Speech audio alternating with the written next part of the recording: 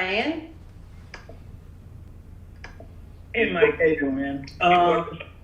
So just with everything with your family and everything with having to leave them, how hard was it of a decision was it to actually make the decision to, hey, I'm going to go and spend 7 weeks away from these guys at minimum? Yeah, it definitely was tough. I think just knowing we're going to have to be away from your kids for that long. And in my situation, it's a little bit different because my wife is pregnant and she's due in August. So, I'm going to be in a bubble. But yet if I leave to go see my baby born, I'm going to be, quarantined on the way back in and possibly have to miss, a game or whatever the situation is that we currently be in. There's just a lot of things that go into play. But ultimately, my wife understands, how much this game means and how much, just being able to participate and play for a championship means.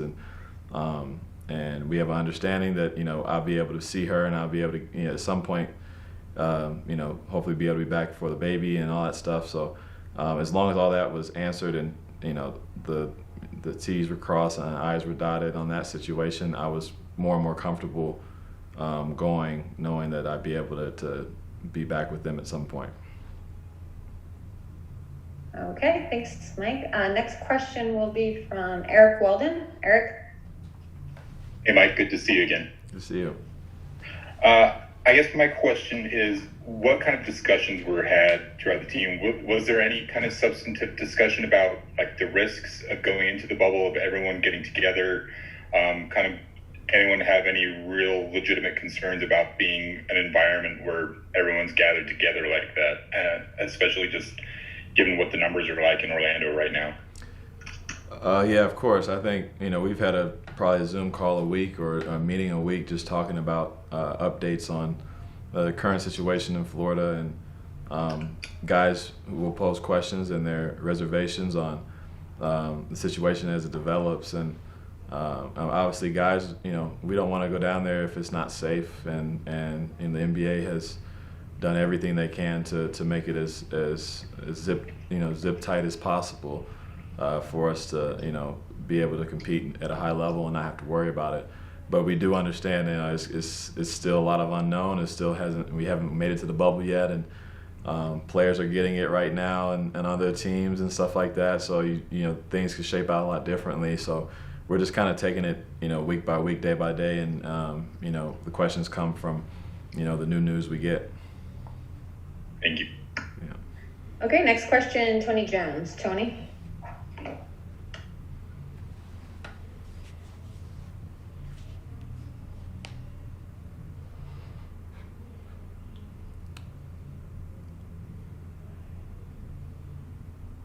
Hey, Mike, how you doing? Sorry about that. Oh, no worries. Mike, what you're gonna have an uptick in usage, probably theoretically without Bojan. What are your thoughts on that? And what have you been doing mentally to kind of get ready for the change in role a little bit as you guys restart? Well, yeah, obviously it's tough without Bojan. I think all of us are gonna have to step up a little bit, but I understand my situation, and really I'm excited for it. I get opportunity to just play a role that I hadn't had to play so far this year. So been working every day, I think since I got back to Ohio after the quarantine, and just preparing my body and mind. Me and Donovan have talked a lot on the phone, Joe, just talking about how, what we have to do and what we have to carry in order for us to try to accomplish what we're trying to accomplish without Bojan. So I'm excited for it, and looking forward to the challenge. Okay, thanks. Next question will be from Sarah Todd. Sarah? Hey, Mike. 2 questions. One quick one. When is your wife due? My wife's due August 27th. And secondly, I was wondering what kind of conversations have been had. I know that there's going to be a lot of conversations to come about keeping the awareness around racial justice and reform and stuff like that while you guys are in Orlando. I wonder if there's been conversations around the team about if you guys are going to be putting something on your jerseys, or maybe what you would do as a team or individually.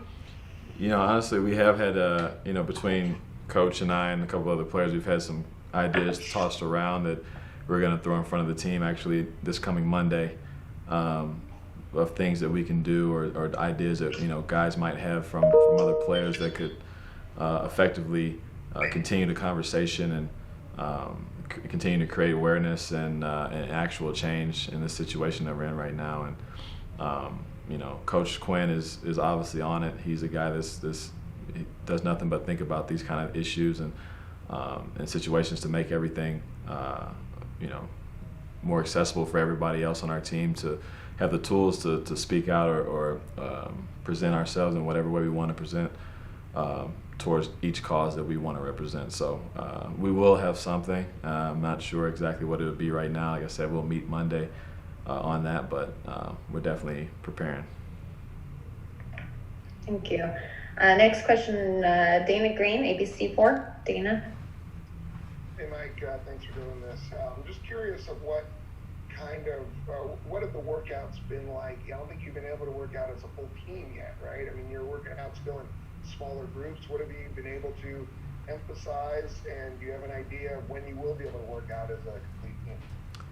Yeah, currently we've just been able to work out on our own with one coach and one rebounder, basically. Things are pretty tight. I think it's only maybe one or two other guys in the building at the same time, and one on each court and one in the weight room kind of deal. So we're all spaced out respectively, and but it's been basically individual, getting up and down, trying to create game situations without having players, which is very tough and impossible to do. But we're doing our best at it, trying to stay in the best shape as possible. And I think that they're telling us by the time we get to Orlando is when they'll kind of ramp it up and allow us to start to have more contact, whether it's 2-on-2, 3-on-3, and going forward. So hopefully it gets to 5-on-5 immediately, because I know guys are itching to do it. All righty. Next question, David Locke. David, you ready? I know you're driving, so I'm a little worried about this. Hopefully I'll be all right to multitask. Mike, two questions, one personal, one big picture. Just on a personal note, like from the playlist, only running 2 songs instead of 45 minutes from the drive to the arena to the hamstring and everything, it just felt like a season where you never got a rhythm. Does this feel like more of the same, or do you actually think this gives you a chance to actually get a rhythm? And then second question is just big picture basketball in Orlando. What do you think will be different? What do you think will be the skills that are more important or less important? Like, any thoughts on what those games will be like? Yeah, I honestly think this is a great opportunity for me. I think having a break in between and just being able to sit back and take a step away and kind of evaluate and see what needed to be done differently and different ways to get in a better rhythm and lock in and approach the game differently. I think it's huge for me, so I'm excited for that and getting down there for that. But Orlando, I have this is a new situation for us all. I think it'll kind of bring us all back to our childhoods more than anything, where we just it's summertime basketball, but yet it's meaningful basketball at the same time. But we're just out there playing for the love of the game, really. It's you just love to go out there and compete, and guys are gonna have to do it without having their normal routines at home and normal recovery systems and schedules and regiments. It's just gonna have to be something that we're all new and thrown into, and whoever can adjust to the uncomfortable, the different circumstances or just unusual, I think will do the best. Thanks, Mike. Yeah.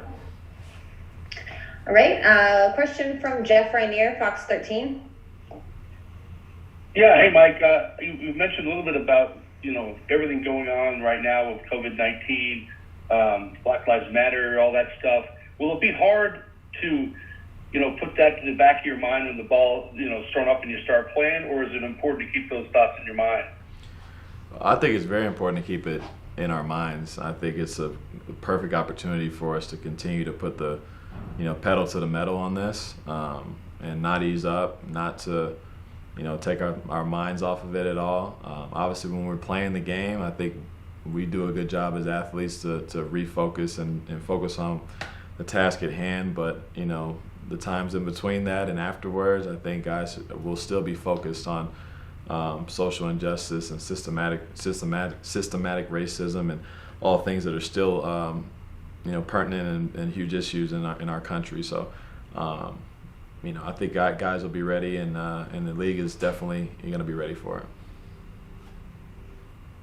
All right, and we have one last question. This one does have to be kind of quick, so just a single question, please, from Ben Anderson. Ben? Hey, Mike, with your history of injuries and kind of stopping and starting play, with this current timeline, how comfortable are you that you can get back to 100% by the time you do take the floor on the 30th?